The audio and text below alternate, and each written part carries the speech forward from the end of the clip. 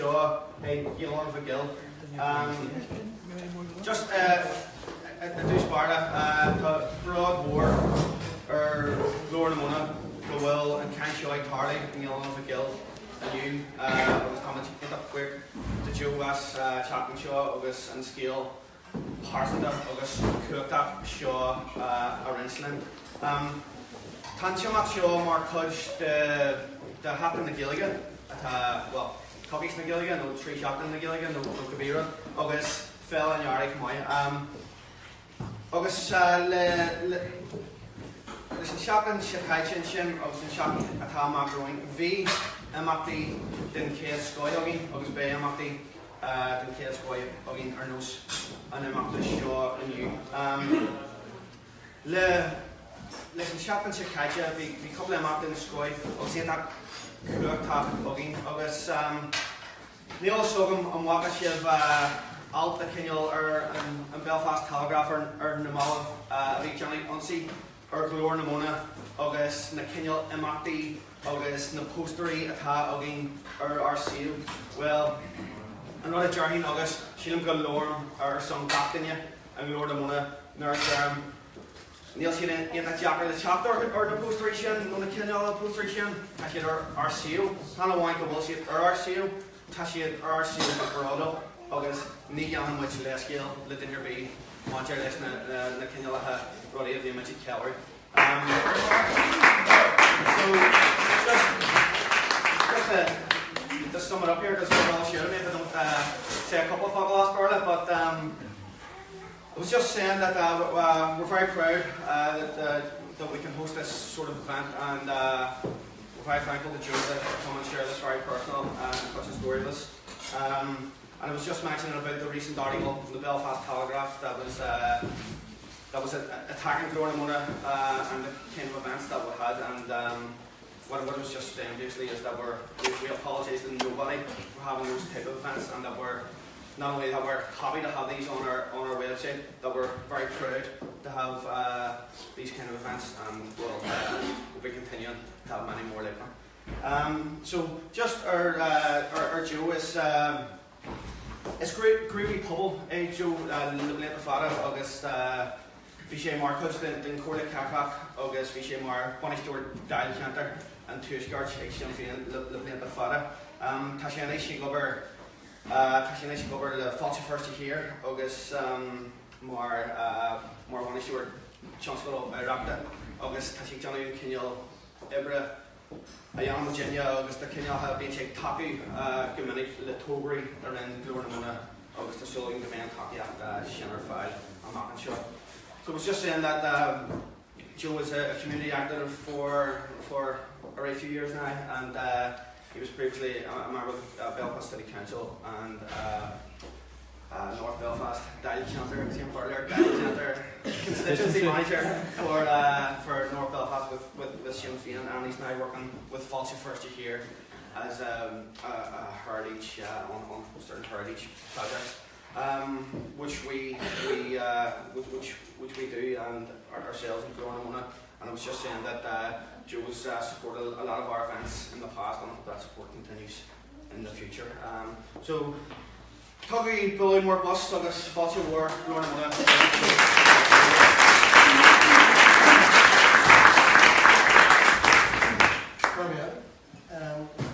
How do you follow that? I tell you what I'm going to try and do for the next hour. I'm going to try and insult the Belfast Telegraph, so I'm not going to be offering any apologies for that.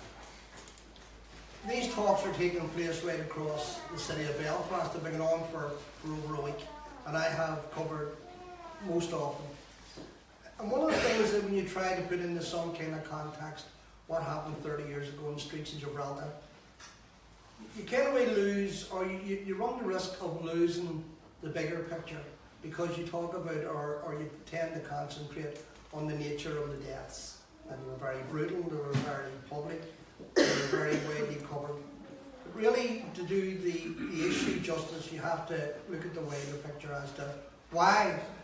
And we're no strangers to, on two separate issues maybe, we're no strangers to the fact that Britain and Ireland has created tremendous mistakes through arrogance, through lack of concern, and through just lack of understanding. But they've also been quite devious about some of the things that they have done. So you have to kind of ask yourself, why would the Brits take a risk on a sunny Sunday afternoon, and a street full of tourists, lots of them with cameras, lots of people knocking about? Why would they carry out summary execution? What was in it for them, and why would they do it? Why would they take that risk? And I think to understand that properly, you need to go back to the previous year, 87. And I think 87 shapes the British thinking around what was going to happen in Gibraltar. And I should also say that it's good to see so many young people here today. And it's also good to see, and this has been the pattern of all the discussions that I've done, people who served in the ranks of the Republican movement were Sean, Dan and Mairead here today. I knew them very well, but I wouldn't claim to be the only person who knew them well. And it's good to see their former comrades here today, as they've been in every discussion that I've been involved in. 87 was a particularly bad year for the IRA in terms of events that unfolded. In May of that year, we had glacadh. We had the annihilation of an active service unit in glacadh, a very experienced active service unit in glacadh. That operation by the British would have been the equivalent, if you try to put it into some sort of context, it would have been the equivalent of a flying column being wiped out during the War of Independence. The IRA structures had changed, and the IRA means of operation had changed. So glacadh was a big blow to the IRA, a military blow to the IRA. Later in that year, of course, we had the Enniskillen attack, which from a political point of view and a human point of view was disastrously wrong for the IRA. The British made hay over that event, and it allowed those who wished to perpetuate the concept of a madness or a kind of uncontrollable aspect of the IRA campaign. It allowed that argument to perpetuate. And I think those two factors, coupled with what was going on privately behind the scenes in terms of negotiations, in terms of the IRA toe-to-toe with the British Army, in terms of really the inevitability of some formal public type of discussion or negotiations, there's some of the motivations behind the events that day in Gibraltar. I also think that, given in retrospect and looking back on this 30 years later, it was quite clear that what happened in Gibraltar, and despite all the media hype around the nature of the shooting, was quite clear. And incidentally, this year, the Spanish statute of limitation around the release of papers and documents, if it goes ahead, it's a 30-year rather than the 50-year limitation, will give an insight into the Spanish involvement in it. But I think it is quite clear, leaving all that stuff aside about car bombs and the possibility of remote control detonators and just weaponry hidden on persons. It's quite clear that from the crossing of the border at Gibraltar, that Dan, Sean and Mairead were effectively captured. They had nowhere to go, they had no escape. Those who were involved in the executions were well aware of that. So I think if you're tracing what happened in terms of the physical end of it, they were surrounded, they were captured, and they were executed. And I think P.J. McCrory's, both the inquest on the Rock and then of course the Strasbourg inquest, I think all of the indications are of that. My involvement in it was fairly straightforward. I had been chosen. There's a long-standing Republican tradition, and it goes back to O'Donovan Rossa and beyond O'Donovan Rossa, that Republican dead travel home accompanied by other Republicans. That they're never allowed, and McCormick and Burns travelling back to Dublin, for instance, in the early 60s, again indicates that. The Republicans don't travel alone, and where possible, they're accompanied. It's almost a ceremonial event that they travel with other Republicans. I had worked in the Foreign Affairs Department, and I kind of knew my way around Europe. Sometimes legal, mostly illegal, but I knew my way around it. And I was chosen to go. Like most of us, and I'm very, very mindful that there are comrades who serve with Sean, Dan and Mairead in the room. So I was, like most of us, I suppose, on that Sunday afternoon. Republicans of every generation are great people for listening to news and reading stories and having radios in every room in the house and 4 TVs, and some of them even have licenses. But I heard the news around about 5 o'clock, and my first instincts were that it was ETA people who had been involved. That summer, ETA had waged a mini war with the Spanish state around the tourist attractions to try and, in fact, have some impact on the Spanish tourist industry. They had planted small bombs around some of the more popular tourist places, and the idea was to disrupt the tourist trade. So when the first indications came off of a gun battle on Gibraltar, having no prior knowledge of it, my instincts were that it was ETA people. And that prevailed for about an hour. And then the news story began to change. It began to change slightly, that it was a major event. They had ruled out ETA, so the first line of thought in that was Palestinians. That quickly was ruled out. Between the suspicion that people have in their stomach that this might be Republicans, could be Republicans, perhaps it is Republicans, and the confirmation, Danny Morrison came and said, these are Republicans. At this stage it's about 7:15. These are Republicans, and they're killed on the rack. We don't know who they are yet, but we're doing the roundup to see who's missing. And within an hour we knew it was, at least I knew it was Sean, Dan and Mairead. We then convened a meeting with the families in Dan McCann's house. It was then agreed that we needed legal advice as to how we could deal with it in terms of identification and bringing them home. We done a meeting that night with PJ McCrory, who later of course became the family's lawyer and had been Dan McCann's lawyer in previous arrests, but he was to be the lawyer to the families on what was passed or said to be an inquest on Gibraltar. We done a meeting that night with them, and it was agreed that all of the families would travel as quickly as possible. They would travel to Gibraltar. The first port of call would be to identify the remains, and the second call was to procure a way of getting home.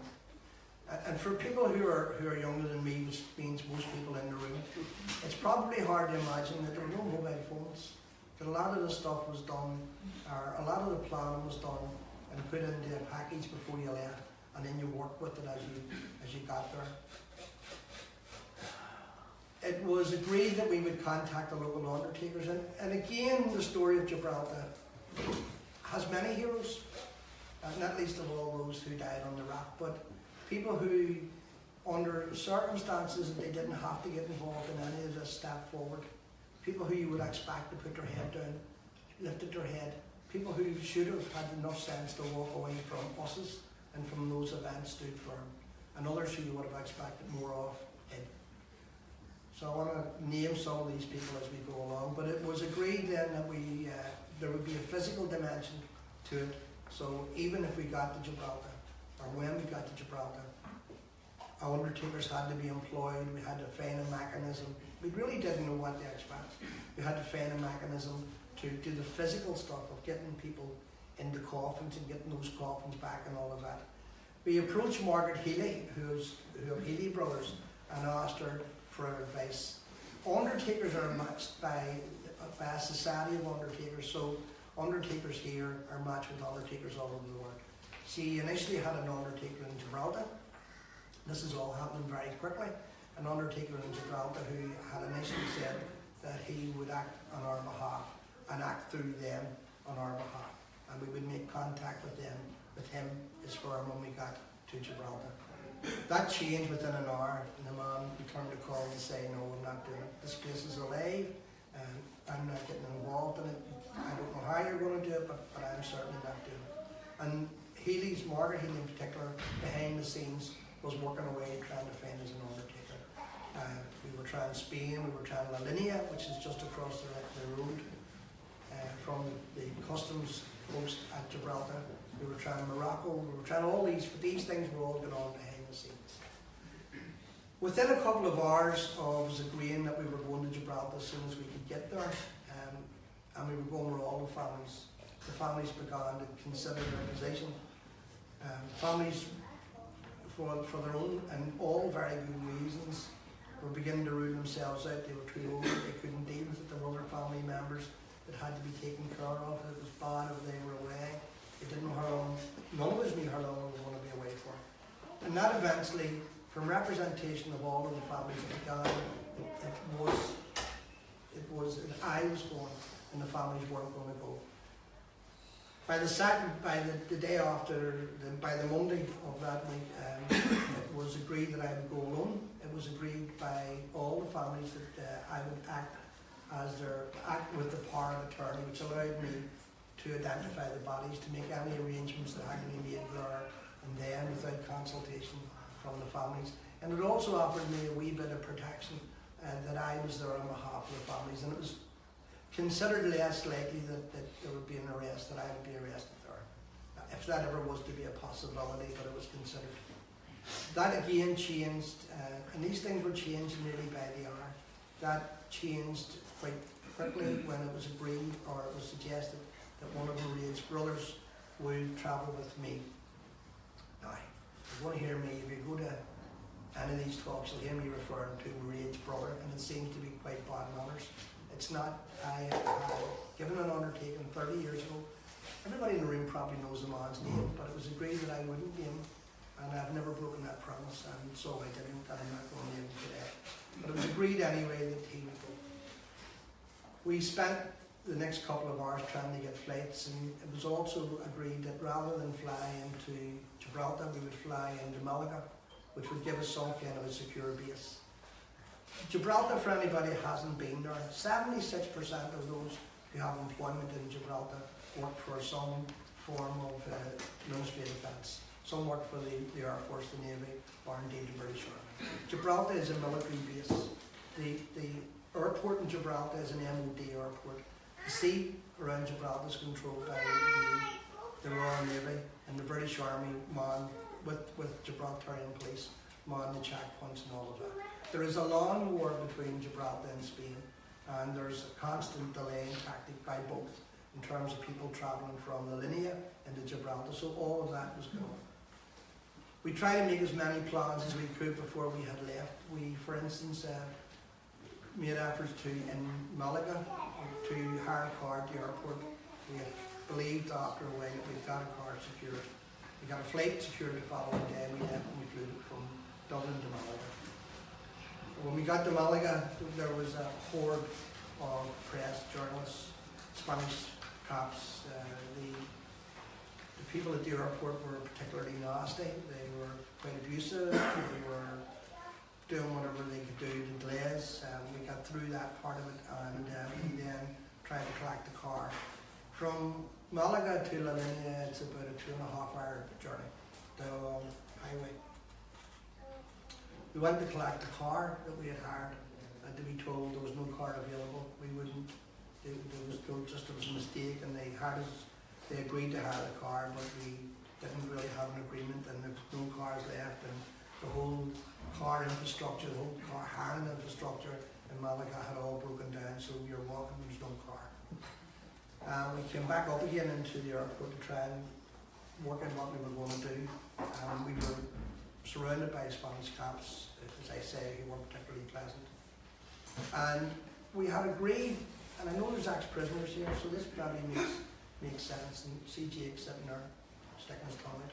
But we had agreed that what we would do at every stage of it, we would try and assert a Republican authority, that if we conceded to, if we showed that we were intimidated or we conceded to that we would just eat us up. So we were demanding that the Spanish authorities intervene and to enforce the law, that we had a car, neither would give us the car and all of that. Didn't impress them, they didn't do anything about it. But what did happen was a guy appeared who identified himself as working for the ministry. So he was the very least a spook. And he would reappear at every event and at every challenge that we had along the way. He unlocked the problem of the car.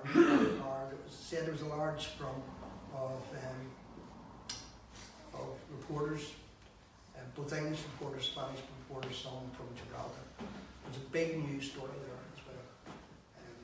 we got the car, we started to move down towards Lavinia, and we were followed by a convoy of paparazzi and all of that.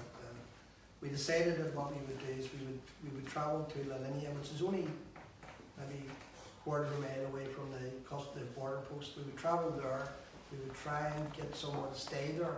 We would obviously not want to stay in Gibraltar. We would try and stay there, but we would try and identify somewhere where we could travel across into Gibraltar. At this stage, it's about 8 o'clock at night. Found a small hotel, identified it, moved on. It was getting dark. We travelled to the border post. The border post, there's a long line of these cars that are part of this process of delaying, and under normal circumstances, part of all of this.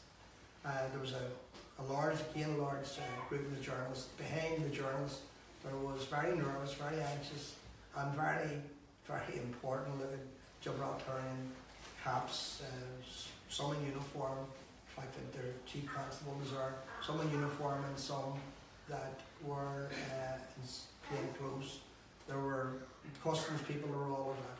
They came down, identified our car, took our car into this lane, other car, brought us across into Gibraltar. So we had arrived in Gibraltar. They then instructed us that we would get into a Gibraltarian police car and we would travel with them, and we refused. We said we weren't travelling with them, we weren't going to go with them. They told us that we'd be arrested. We held our ground.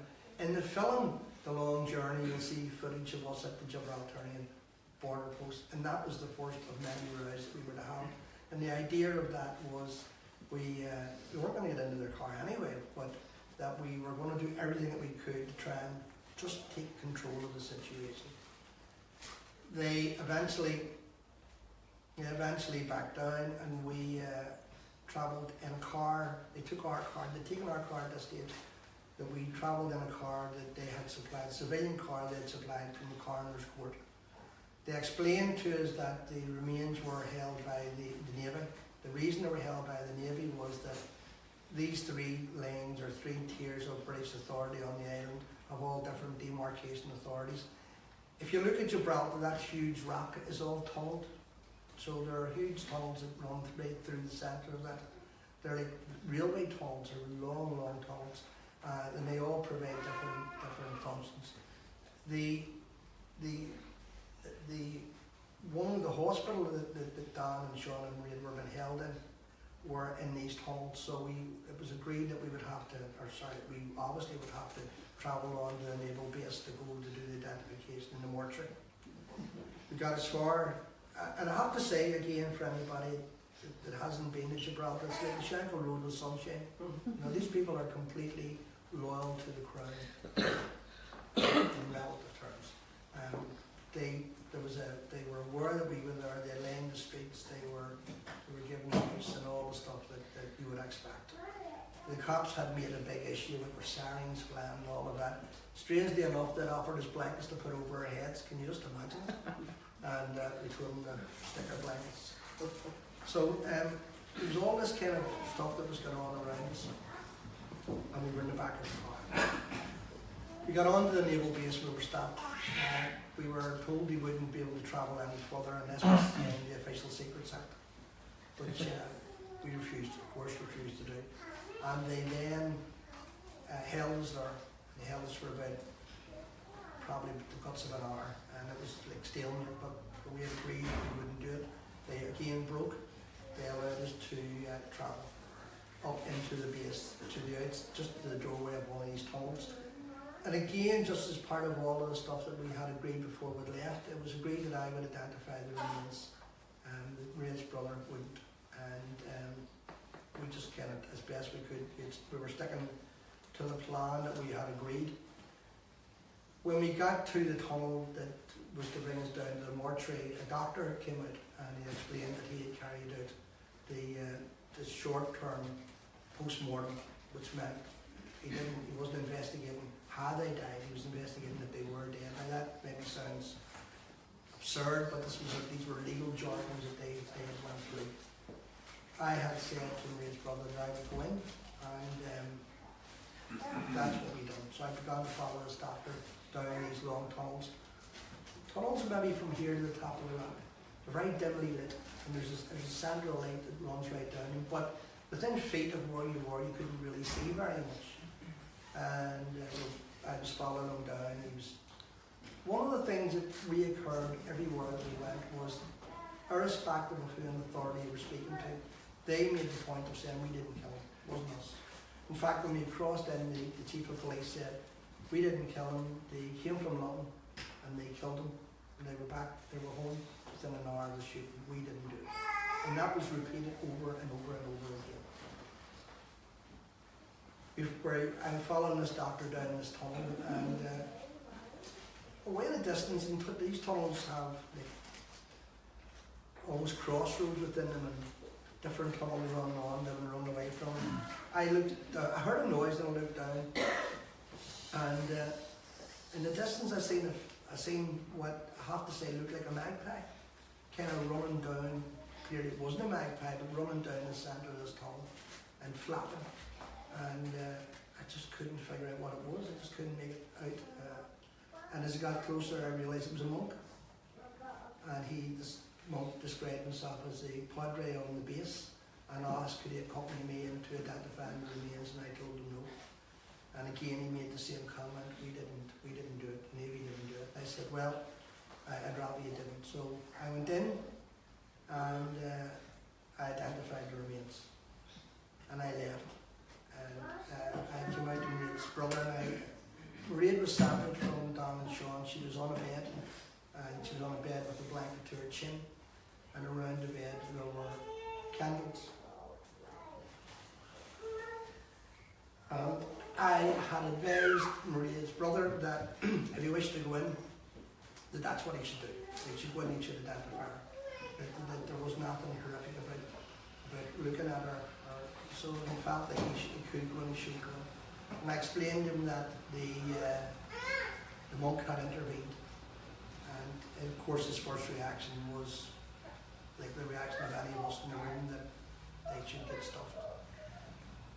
I was very mindful that I was there representing, as well as representing the movement, I was representing families, and I know all of the families. Probably knew Mairead's family less than Dan's or Sean's. And I knew they were quite religious. I said to him, look, in my opinion, if he wishes to say prayers, you should let him say prayers. I'm an atheist, so the prayers weren't for me. I said, your mother, father, and so on may well appreciate them. And he conceded, and that's exactly what happened. We went back in again, back into the small room. It was a mortuary. It made the formal identifications again, and we then allowed them to say some prayers. We left to go to the undertaker, who had been secured by the Hades. At the undertaker's, the press, of course, there was another scrum of people, and we eventually got through them without blankets over our heads, I may add. Got into the undertaker's and barricaded the door. His mom was particularly nervous, and he had good cause to be. And later transpired that a week after we left Gibraltar, he was put out of business.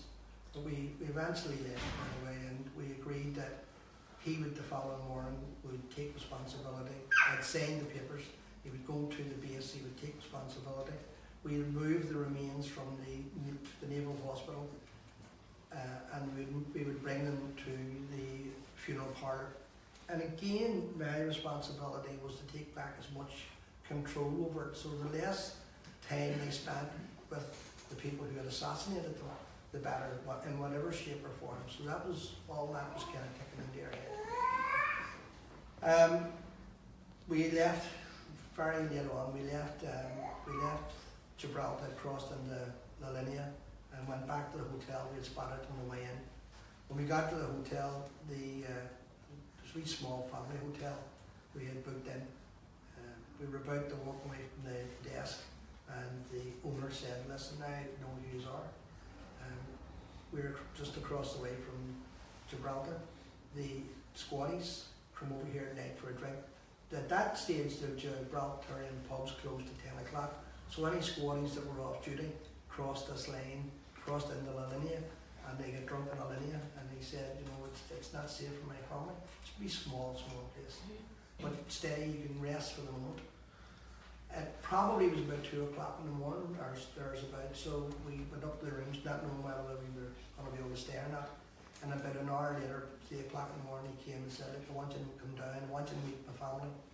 Went down, he explained, perfect English, explained that the family had done a meeting and that they had agreed that we could stay, but that would be reviewed, that they were frightened, that it was all over the news. In fact, we watched it on the news, and that the press had been aware of where we were, and it also broadcast the name of the hotel and all of that. And for all the right reasons, the family were worried about it.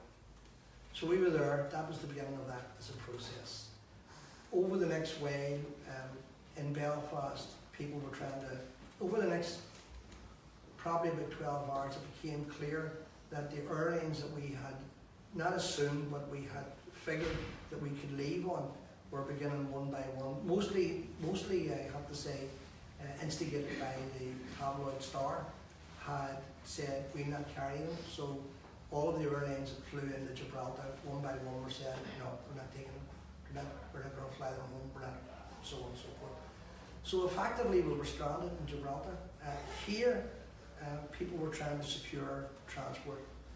The long border between Gibraltar and Spain means that there's very strict customs procedure, that you can't travel back and forward. All of it's very much curtailed. So we had here Tom Hartley, Danny Morrison, Jerry Adams and Ted Hall were trying to secure flights. At one stage we were going by boat to Morocco. Moroccan authorities had agreed to let us in. And Morocco from Gibraltar is about 22 miles. We had hired what's called a sea barge, which is just a barge and would take us across. The Moroccan authorities then said that they would quarantine the remains for a month. So we had been stranded in Morocco for a month, so that was ruled out. The Spanish authorities said they would give us clearance to travel into Alinea and then fly to Europe, or indeed fly to Dublin. The Gibraltarian authorities, because of this land war, said no, you can't travel across. So all of that was getting around, and it was people here were trying to secure flights. We're trying to secure a plane, rather, trying to secure a plane for a charter in Europe, trying to secure planes in Ireland. Interestingly enough, what was going on was that we were getting confirmations, you know, that we've got a plane, and then an hour later, our people were ringing back saying, no, plane's not going to do it, cancel whatever arrangements.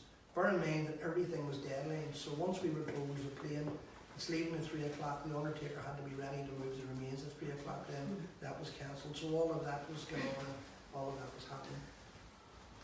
The government papers released in the Free State last year, if anybody got a chance to read it, will have noticed that Charlie Hawking was personally intervening into every charter flight that we had got. So Hawkey's view and his argument with the Brits were that the bodies should come home through Belfast, to England and through Belfast, and they shouldn't go through Dublin, because the whole emotive issue of coming from Dublin and the ability for Republicans to mobilise crowds of people to greet the bodies was bad for Fianna Fáil and bad for the government. So it was he that was intervening. Some of the flights would have happened, but Hawkey was blocking the flight. So as soon as they had agreed, because they had to apply for aviation approval to fly, and once that became known, Hawkey was intervening and blocking it. So effectively we were stranded. But as I say, and I said on Startup, I said at every one of these, a lot of people who done so much work don't get the credit for it.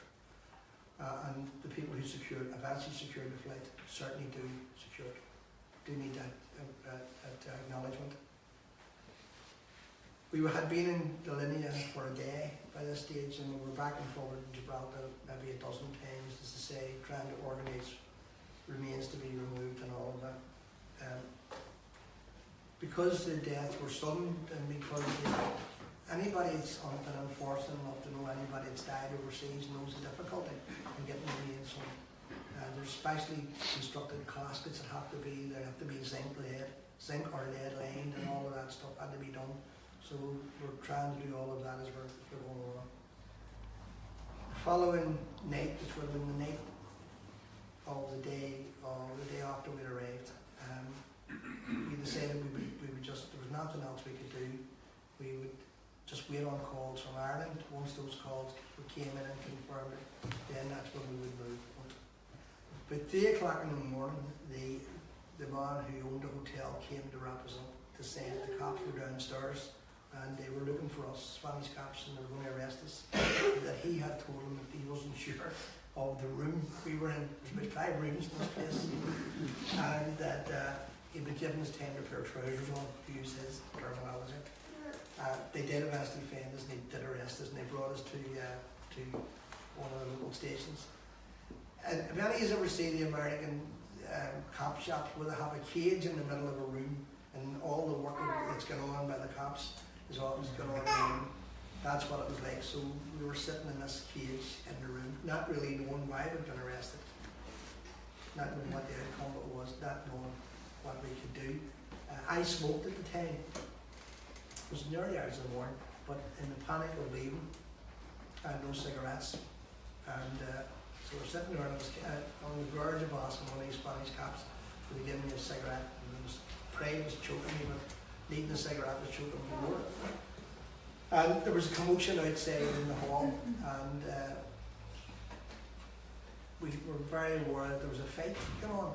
And these women, who had obviously been at a party, because they were all drunk, and all dressed like they were drunk as well, I have to say. Clothes were all over the place. They got shuffled in, they got threw in this cage with us. So it was us and this group of women who, of course, were all speaking Spanish. And one of the women, in the course of whatever was going on, took cigarettes out of her underwear. I asked her, just maybe, just give me a cigarette. And she gave me a cigarette, and so I lit a cigarette up, and Ray's brother says, that woman's got a moustache. And I said, yeah, so she had. So obviously it was a group of transvestites, and then threw into the cellars. But they spoke English, and one of them realised who we were, and they were more than kind. And they became our unofficial lawyers while we were there. We were brought in the early hours of the following morning, brought before a magistrate, and the magistrate just wouldn't be any part of it, just wouldn't take part in what they were trying to do. And our young guy argued with them and argued with the cops, and eventually we were released. They wanted to put us back in the Spanish police cars, and we were trying to get a taxi. And again, it goes back to that idea that we were trying to take as much control. This guy brought us back to where we were, and brought us back to Lalaine. And we immediately contacted home, and we had said we just had been arrested and all of that. Anyway, so all the stuff was going back and forward. We eventually, going to cut through all of this here, we eventually were told by Ted Hall in the early hours of the morning before we left that we had a plane, and that the plane had got what's called touchdown authority, which means it comes in, it lands, the propellers of the plane don't stop, and they allow it to come in and turn. They load the plane, and you leave. The plane, because of the boycott, they couldn't refuel the plane. So whatever fuel the plane needed had to be put in Luton. That's where the plane came from. Had to be put in Luton, and it was a big cumbersome. It took us, I think, 5 hours coming from Gibraltar to Dublin. So that tells you the nature of the plane. And again, all the proceedings that we had done, we back again, got the undertakers, we had got a time, and I think the time was 9 o'clock when this touchdown was going to happen. And it was made clear to us from people here, you need to be on the in the airport, then on the runway, or there was no airport, on the runway, you need to be there to meet the plane, you need to be there to load the plane. The plane can't stay. If you miss it, or you miss your timing, or the undertaker's late, then you're not getting, the plane will leave and you won't get back at that stage. Of course, we're eventually always going to get back. We immediately contacted the undertakers to make all those arrangements, and that was agreed. Because the person in the hotel, because the owner of the hotel was very frightened, and there were a couple of incidents where drunken soldiers had tried to get into the hotel and they threw them out. But because he was frightened, more frightened for his family, I have to say, he had informed the Spanish authorities that the hotel should be watched. There should be police about the hotel, and that translated to police outside our door. So these were people who were allegedly protecting us from the squatties, but people can work out why they were there. So I told them that we needed to move, we needed to go into Gibraltar, we needed to be on the runway at the time agreed, and that they needed to escort us in. My fear was because there was time factors that we would be delayed at the border, either deliberately delayed or just through mischievous delays, and that I felt that if the Spanish authorities were involved in it, that they would maybe be a witness to the fact that this was all agreed. We also told the Gibraltarian authorities, they already knew because the application had to be put in for touchdown, but we already had said we'll be there at the time, whatever. We travelled from the Linea to meet the remains on the runway. Because we had to go on to an RAF base this time, it was demanded of us that we would sign the Official Secrets Act, and again we refused, and again we were arrested. It was always agreed, always from the very beginning, from leaving Belfast, that I would travel home alone. There was never, ever any set of circumstances where Maria's brother would be on the plane. Just too much for him. So we were arrested on the RAF base. Again, we refused to sign the Official Secrets Act, and we were held. We brought into what they call the guard room. We were held. And I have to say, I never despaired. I knew that we would get home. I knew we would get home somewhere or other, but when we were held then, and because there was a time factor, I began to just let in the idea that we were going to miss the flight. The plane was going to come land and then take off again. While we were in the guard room, I could hear a plane, and I of course assumed that it was that plane coming in. There was a window, and I looked down. It could have been a seagull, but to me it was the plane that was coming for us, was coming in, and we were still in the guard room. It turned out it wasn't, and shortly after all of that, the naval commander on the base came and said, "Look, this is what we do. You need to sign it," and we made it clear we weren't. And they again buckled, and they brought us onto the runway. When we were on the runway, and it's just a human thing, I was kind of looking to see if I could see the plane, and thunder broke out. And Gibraltar, of course, is where it is, and it's very warm weather and all of that. I could hear the thunder rumbling away in the background, and I assumed that the thunder was thunder. And my first reaction was, if the weather breaks here, we're not getting home. This is what's likely to happen. And then I realised that what was happening was behind where I was standing were huge hangars where they store planes and they repair planes. And the doors of the hangars were closed, but there was a gap of about maybe 6 inches in it. And what was going on was that the Gibraltarian workers were banging them and shouting through the doors. So what I thought was thunder was them actually banging these corrugated doors and giving all the abuse that you would imagine. Shortly after that, the hearse began to arrive. They arrived in a convoy. Daonna first, Mairead, and then Sean. They arrived, and they pulled in 3 abreast. The commander, commander of the base told me, came and said, "Like, listen, the plane hadn't came and there was no sign, but there's a problem." And of course I assumed the problem was the plane. He said, "The problem is that the Gibraltarian workers won't load the plane."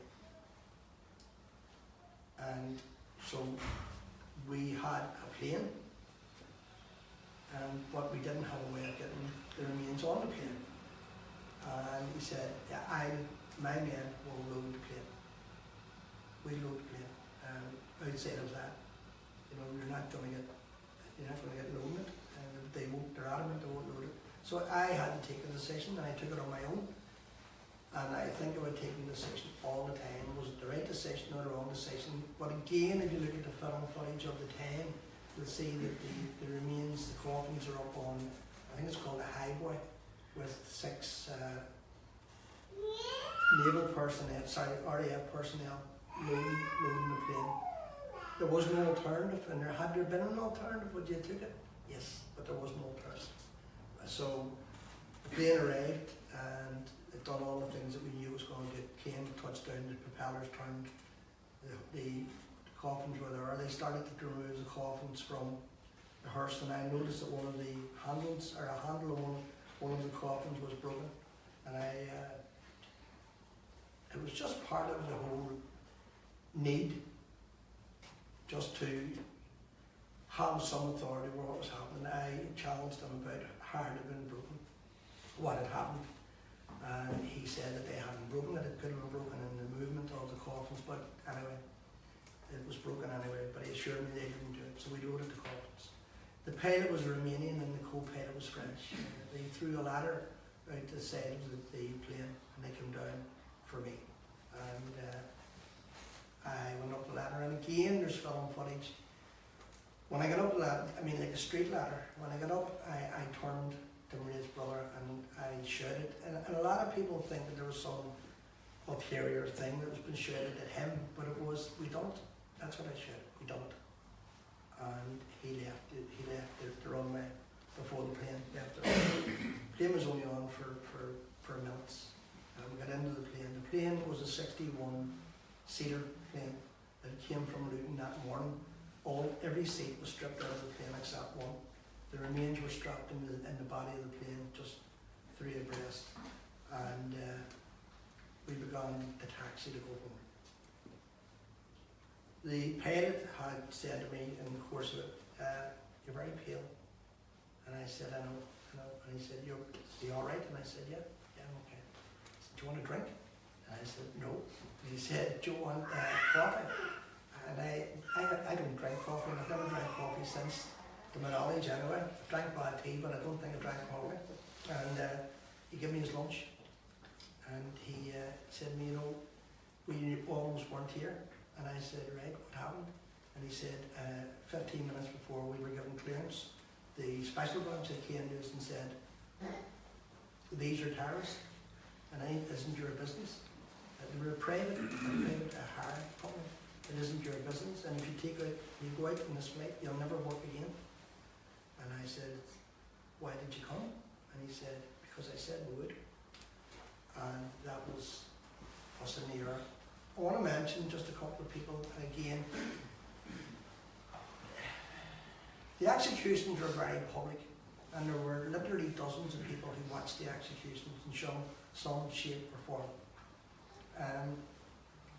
If you've seen again any of the news bulletins of the day, you'll see people who are just jumping out of their skins to tell what happened. There's barristers, English barristers, there's English tourists, there's a lot of people who give a very graphic description of the executions, and it was very graphic. They all disappeared when it was discovered by them, or when they were lent on by them that it was IRA volunteers that were dead. Every one of them either couldn't remember what they said, or took sick, or they somehow their memories all faded.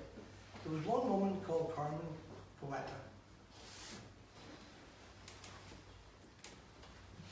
And Carmen Poeta was a woman who happened to be looking out her window and watched Dan and Sean being assassinated.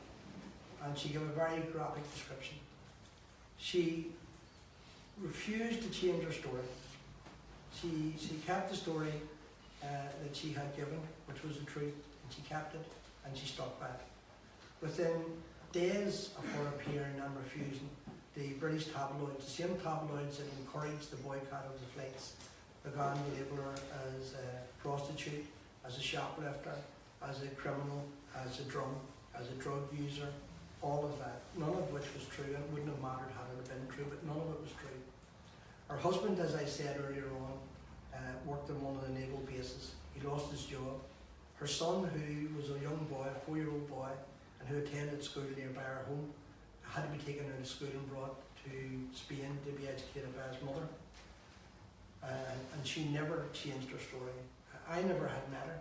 I eventually did meet her, but I had met her when I was there. And at the 20th anniversary, we can recall, I know some of the people here were there, there was a lecture in St Mary's. She came to give a lecture, and she had known me, or known of me, and I had known of her, but I never met her.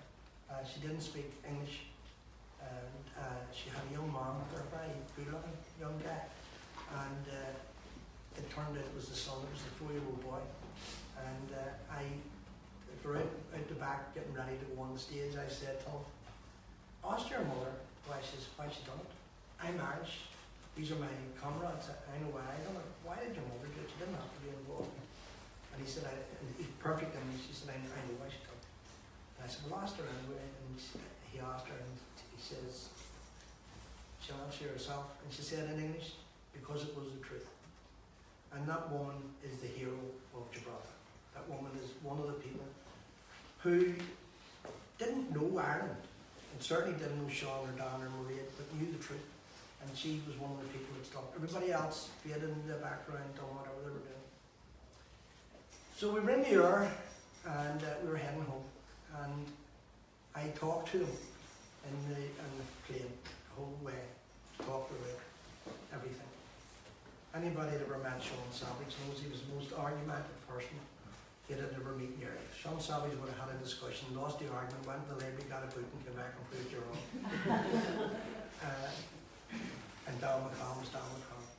So I talked to them like they were there, and I talked to them about, the mess you got me into, why did I end up with this, and all of that. When we got back to Dublin,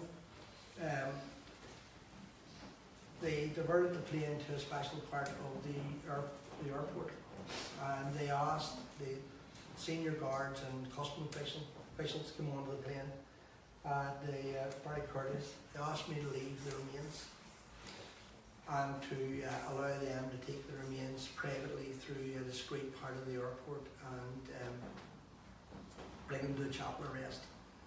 My responsibility was to bring them home. And home for me was to hand them over to their family, who were in the chapel arrest waiting. And I said I wouldn't leave them.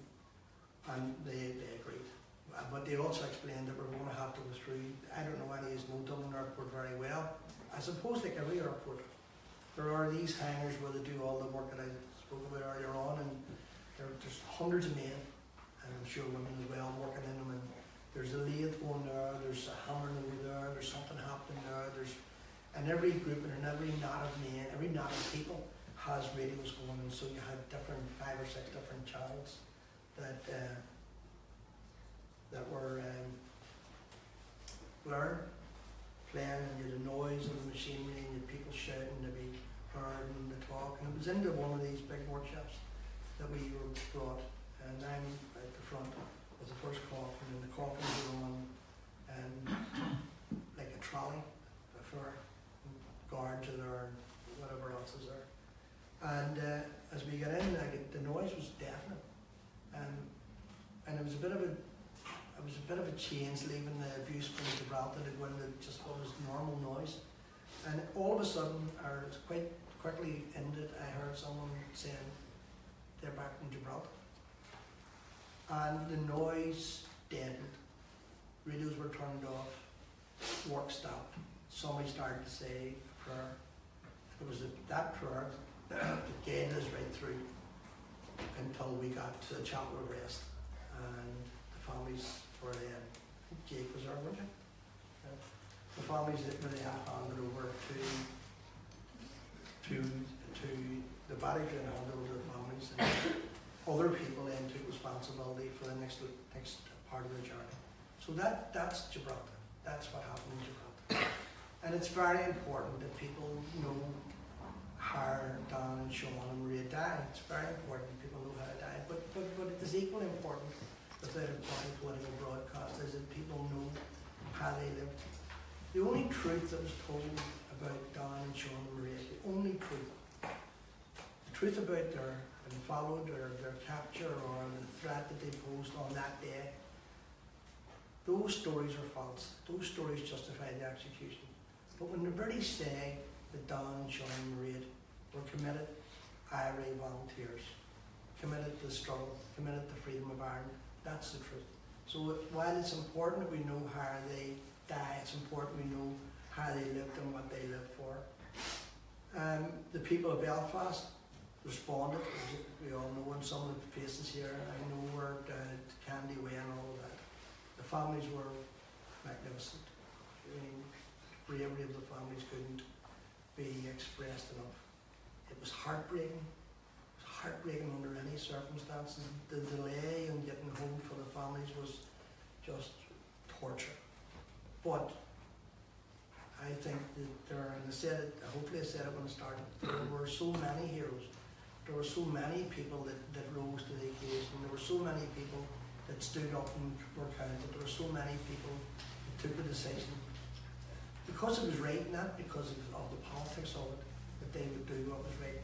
On the way back, you know, everybody now knows the remains were stolen from the families. The hearse that were carrying the remains were attacked. They not only attacked by loyalists, which they were, but they were also attacked by the RUC, who drove trucks into the hearse to try and separate the hearse from the families. The drivers of the hearse risked their lives, you know, the families risked their lives back. So that's what Gibraltar was. This year, 30th anniversary. There's discussions like these are happening all over the place. You can't tell the story about Gibraltar without talking about PJ McCrory, and there's a debate in Culturland. It's in the programme, I can't remember when it is. PJ, who was a junior with his father, Barra, who was a junior with his father PJ, will tell the story of how they tried to battle on the rap with allegedly a coroner to try and discover the truth. PJ told me that PJ wasn't a very fit man, he was an older man at that stage, that they had him in a room where very conveniently the air conditioning had broken, where the water that was in the containers didn't work, and that he was supposed to prepare a case to go in, where the MOD, the British MOD, had banks of lawyers and banks of advisors and banks of all that. PJ had a pencil, a pen and a scrapbook, and that's how he prepared his case. He said that he went out on the first morning, because the heat was stifling, the heat. He went out and into the shop to buy something, and he looked at a poster, and the poster was of the Ernest Hemingway story, Death in the Afternoon.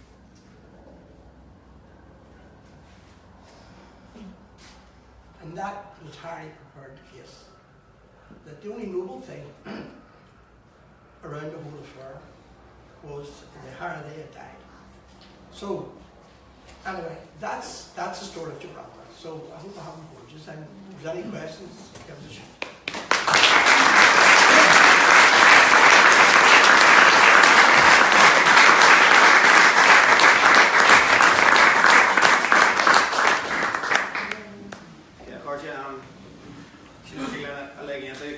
Scéal and tucker agus Earraigh Shala bhain go le Shala a course the Joe Austin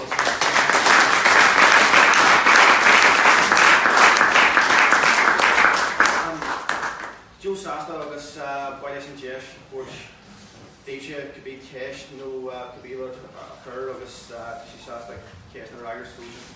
Just very happy to answer any questions you just have if you just want to put your hand up or whatever.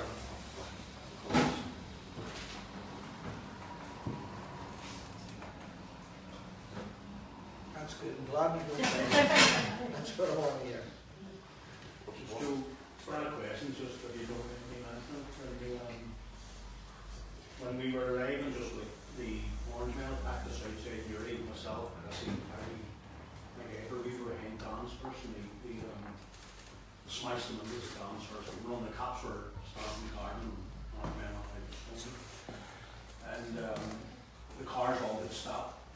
And this woman, she must have been 78 if she was a day. It was just 2:30 in the morning by the time we got there. And she came running out of the field. And that hour in the morning, freezing was we were on her coming up. Yeah. And she ran with a Union Jack and her cold. And her face was totally contorted with fear. And anger and hatred. And she ran into our car, smashing into it, shouting and feeding and bees. And it just, I went, when you think it, and just at that point, Brendan Hughes came back out of the car and he said to us, "Who's going to shoot in Belfast?"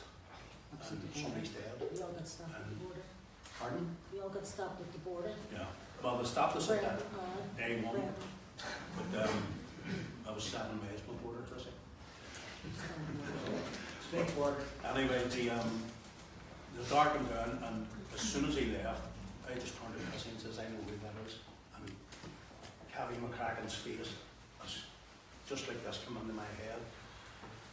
Cabby got in the cell with me just before we got released from jail. He was in the middle of doing his mother's house up, and the cops were barricading the houses, because as you know, it's stolen, and the Brits were barricading, and Cabby came out and engaged the Brits and gave his life. So I just want to remember him as well. There's so many.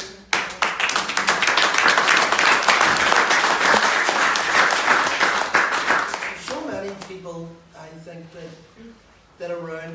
One of my memories is coming. By the time that I had got back, I was mentally and physically exhausted, I have to say. I was in the car with Mr. Savage. And there's a small enclave on the other side in Earraigh, small Catholic enclave. And that's where the first, Chrissy's right, the agreement for what the agreement that was reached, or we were told the agreement that was reached between the guards and the RUC was that the remains would be allowed to travel back to Belfast unhindered. That any present would be a present to protect the convoy of hearse and families, and that was broken the minute the last wheel crossed the border. The RUC began.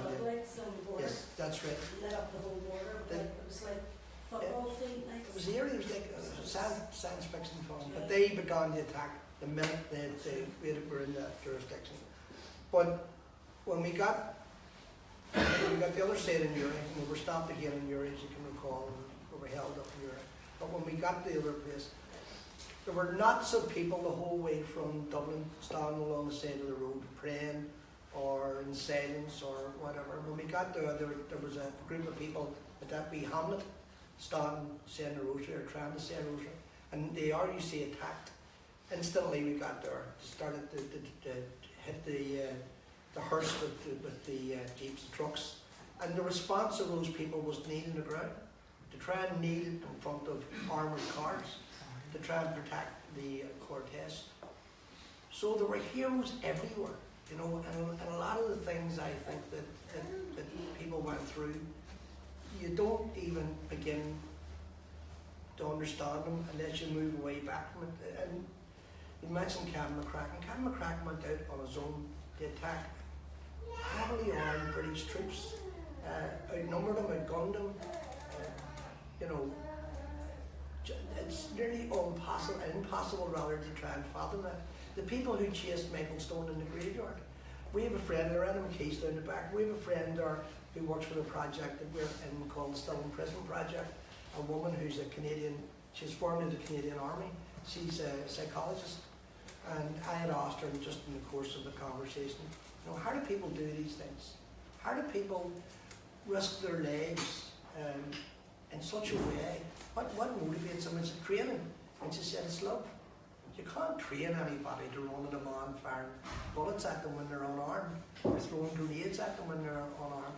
And that's part of the whole Gibraltar story. All of that, the families, the blockade of the houses, and all of that. I think, and I try to take people back to 87, I think the Brits thought they had a knockout punch. I thought the Brits thought that Gibraltar, and this is the only explanation, would have been such a devastating blow to Republicans, particularly in Belfast, that it would have sickened any Republican resistance. And you know, it's quite warm in here. I'm sure I'm not the only one that's warm, but we're listening to the story of Gibraltar. So they got it wrong, and they couldn't have got it more wrong. And it's just, you know, when I talk about it, and I've been doing this all week, it's you just need to remember all of those who played a part. Anyway, anybody else? If there's no questions, I don't care. You would have to Anybody any other questions or? Okay, listen, can I then have the last word if that's okay? Sorry, Joe. Sorry, Journey. When the RUC stole the bodies, where did they take them to? They took them down and came up Broadway, and then they began to disperse the bodies. Dawn's first. I think it was a longer period, and having the foster brains or something like that. No, they took them, and then they took Dawn's first, and then they split Mairead's and Sean's. And by the time we had been told, you're one of the culprits in this, but we had been told by the undertaker in Gibraltar that the coffins were zinc lined, and that the coffins could not under any circumstance be opened. By the time that we were able, Jerry Adams had got out with others, I'm not sure exactly who, but had got out with others that had walked up to the crowd at Candy Way to explain to them that should now disperse and go to their wake houses. because the remains were with us. People started to disperse and go where they were going. But we'd been told by the undertakers that under no circumstances were the remains to be opened, or the coffins to be opened, because of the whole quarantine thing, and because of the delay from the executions, the delay in getting them home. And when we got round, every single place had opened. And some of them had opened it actually in the most amazing way, that they cut out the zinc out of it. So I think I then met you, I can recall, in Mairead's. When we got to Mairead, you were at Mairead's. Again, you know, just the heroism of it is, it's unbelievable. Anyway, so no other questions, that's great. See all the events, there's brochures, I don't know how many, I see one of them sitting here, I don't know any others are available. There's other stories that you should go to. You should go to Barra McCrory's if you can. Everybody can. Where is it? People are afraid they should go along to it. Barra McCrory was to be killed the same night as Pat Van Nuken was killed. And it isn't unconnected that Barra McCrory was another champion of justice and stood up for this community from which he came. But to hear Barra's story about it's almost like a film. It's almost like something that you would see or in a film where the single defence lawyer takes on an old man with a heart attack, a bad heart, who had a heart attack, takes on this barrage of legals and all that there. And while he didn't win in Gibraltar, and he never was going to win in Gibraltar, his case that was then taken to the Strasbourg court opened up the doorway for every single inquest. The ones that are heard today, the ones that are heard about glacadh, all inquests, where there's production and there's been movement, are all based on the legal precedent that P.J. McCrory was able to develop and extract from the Brits at Strasbourg. So there's another whole dimension to it. So listen, go to the events. Thank you for listening. And